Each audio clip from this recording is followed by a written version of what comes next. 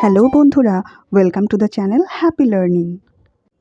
আজ আমরা শিখব সিম্পল প্রেজেন্ট টেন্সে বি ভার্বকে কীভাবে ইউজ করা হয় আর সাবজেক্টের নাম্বার পার্সেন্ট অনুযায়ী কীভাবে বি ভার্বগুলো বসে।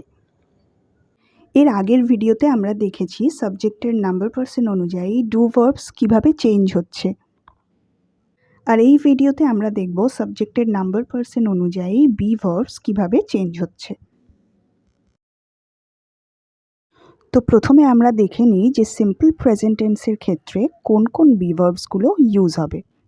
এম, ইজ, আর এই তিনটে বি ভার্বস কিন্তু সিম্পল প্রেজেন্ট টেন্সের ক্ষেত্রে ইউজ হবে। তো সিম্পল প্রেজেন্ট টেন্সের ক্ষেত্রে বি ভার্বস ইউজ হয়েছে এমন কিছু সেন্টেন্সের এক্সাম্পলস হলো I am a student, he is a boy, they are children. তো এবার দেখা যাক সাবজেক্টের নাম্বার আর পার্সন অনুযায়ী বি ভার্বসগুলো কীভাবে চেঞ্জ হচ্ছে। সাবজেক্টের ফার্স্ট পার্সন সিঙ্গুলার নাম্বার অনুযায়ী হচ্ছে আই অ্যাম, আর সাবজেক্টের ফার্স্ট পার্সন প্লুরাল নাম্বার অনুযায়ী হচ্ছে উই আর।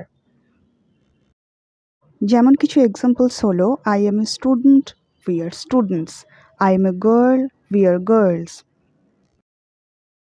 সাবজেক্টের second person singular number you are, সাবজেক্টের সেকেন্ড পার্সন প্লুরাল নাম্বারও ইউ আর। যেমন you are a boy, you are boys, you are sad, you are happy. সাবজেক্টের third person singular number অনুযায়ী he or she or it or Rabi or the boy or the pen is, third person plural number অনুযায়ী they are. সাবজেক্টের third person plural number অনুযায়ী the boys or the girls or trees or children R.